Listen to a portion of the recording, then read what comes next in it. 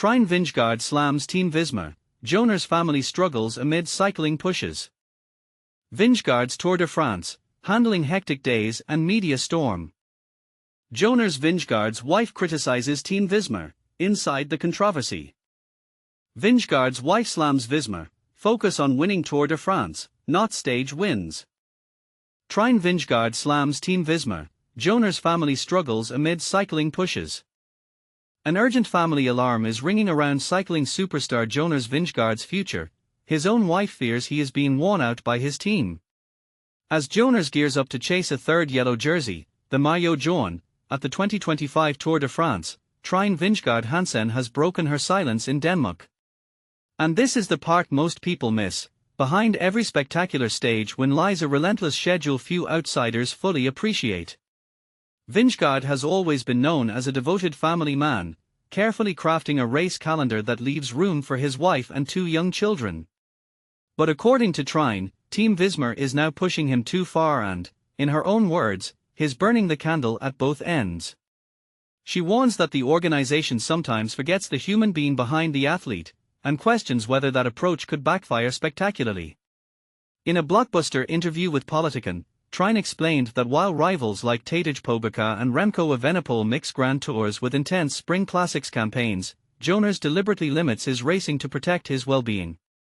Yet Visma still dispatches him to 3-week altitude camps, training at high elevation to boost endurance by adapting to lower oxygen levels. Jonas doesn't recharge on another 3-week altitude camp with the team, she stresses. He needs to be at home in Denmark, with us, to feel truly himself. He thrives on routine and quiet family time, she adds. Sometimes the only reset he needs is a calm morning around the breakfast table, not another grueling cycle up a mountain. But even at home, Visma's influence can stir up the household.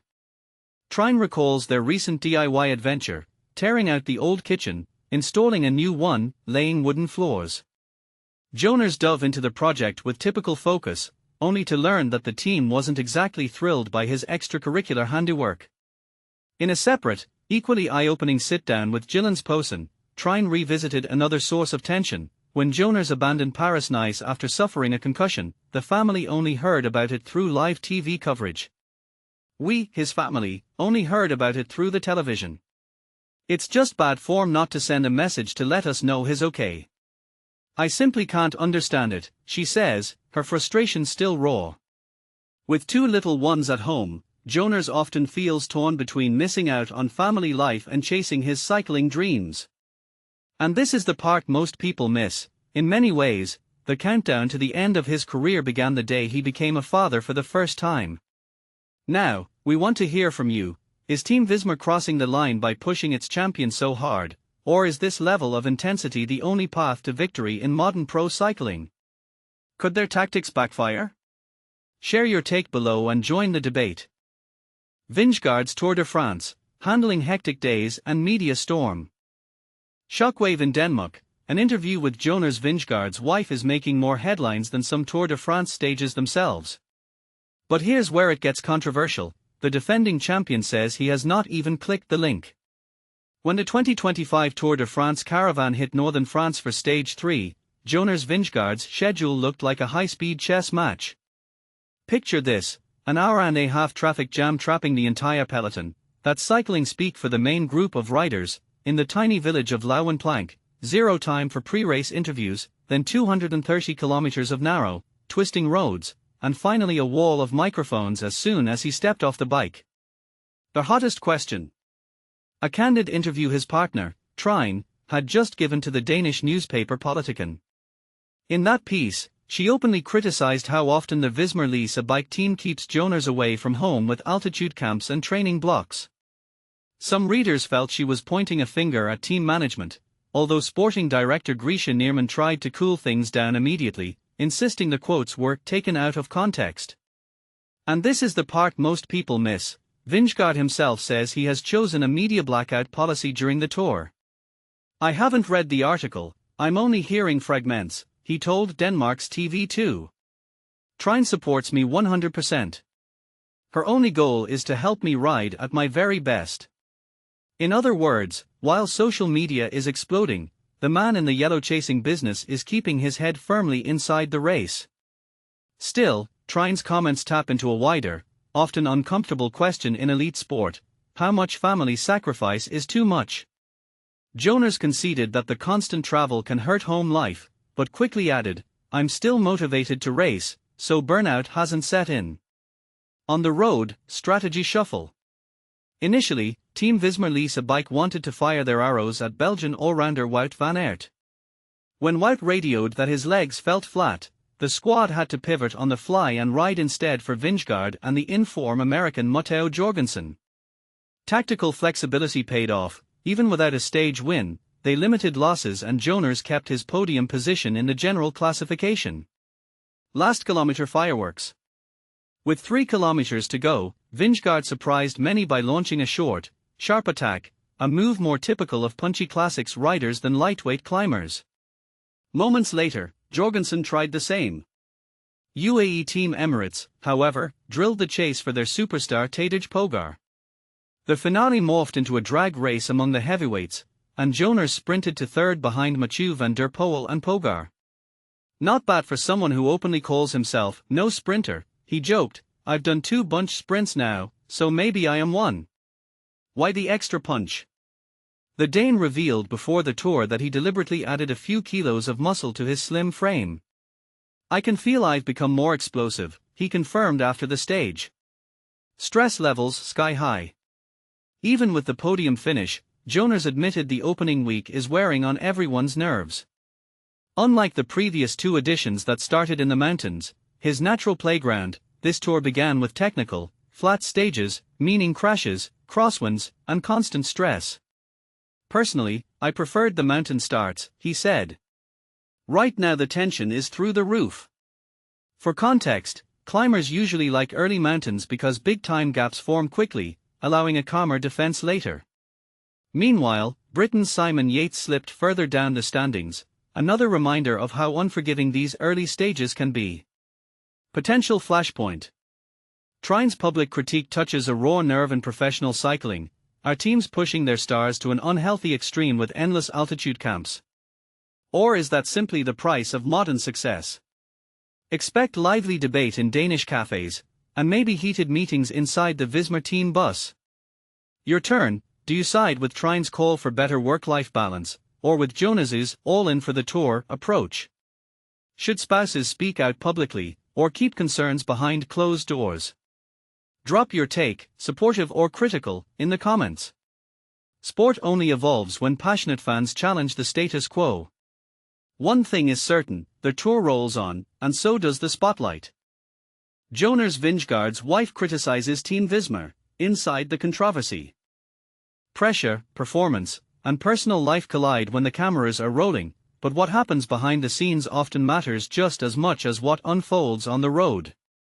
That's exactly the case with Jonas Vingegaard, whose name was once again buzzing during Stage 2 of the 2025 Tour de France.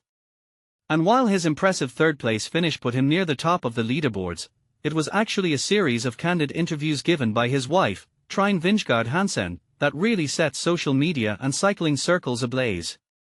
But here's where it gets controversial. Trine didn't mince words when she spoke to the Danish press.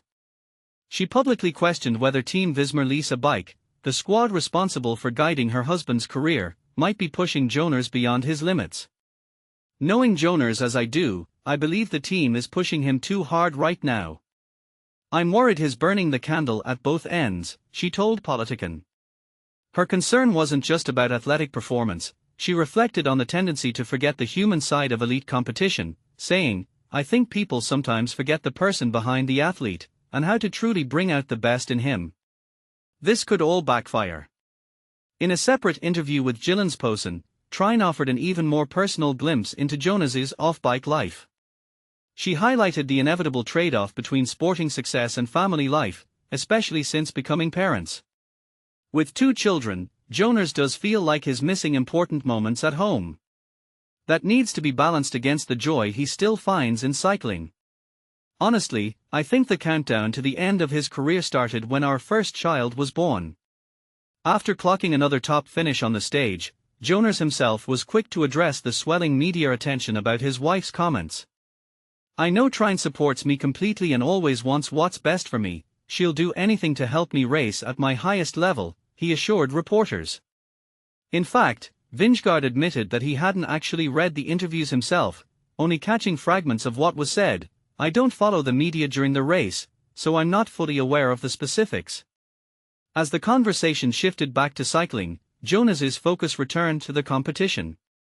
He described feeling strong on the bike and commended his team for their strong performance on stage 2. "I really felt good today, that's why I tried to attack. My legs felt great, and once again, the team was fantastic." And this is the part most people miss. While fans and pundits often judge by results alone, the emotional and psychological toll of elite racing, especially with family in the picture, sparks debate about where to draw the line between ambition and well-being. Should teams do more to protect riders from burnout, or is relentless pursuit of victory simply part of the sport's DNA? Are Trine's concerns a necessary wake-up call, or an overstep into team affairs? We want to hear your perspective. Do you agree with Trine's warning, or do you believe top athletes must accept these pressures as part of the deal? Join the debate in the comments below. Vingegaard's wife slams Visma, "Focus on winning Tour de France, not stage wins." Behind every champion lies a personal cost, but when that cost starts to strain relationships and blur priorities, the stakes get far more complicated. And in the case of Jonas Vingegaard, the world's reigning cycling powerhouse, the tension between his career and personal life has spilled into public view. His wife, Trine, has openly criticized Visma Bike's approach to managing her husband's grueling schedule, sparking a debate about how teams balance ambition with human limits. But here's where it gets controversial. Is the pursuit of winning the Tour de France worth the sacrifices it demands, or is the system pushing riders, and their families, beyond sustainable boundaries? For Vingegaard, the Tour de France isn't just another race, it's the singular focus of his entire season. Every training block, every altitude camp, every strategic decision is meticulously crafted to ensure he's in peak condition for July. But as Trine explains, this relentless focus comes at a price. She admits to fearing that Jonas is burning the candle at both ends, juggling extreme physical demands with minimal downtime. Jonas isn't like other riders, she emphasizes. He needs space to recharge, not just in training but in life. When he's stuck in a mountain retreat for 3 weeks, he doesn't feel refreshed. He misses home, misses us. Her words highlight a critical question: can a sport so obsessed with precision overlook the intangible needs of its athletes? The crux of the issue, according to Trine, lies in the team's rigid structure. Visma Bike is built to elevate Vingegaard, but she argues that the process often neglects his mental and emotional well-being. They plan everything down to the last detail in spreadsheets, she says, but they forget what makes Jonas star. She also takes issue with the team's handling of other commitments, like sponsor obligations.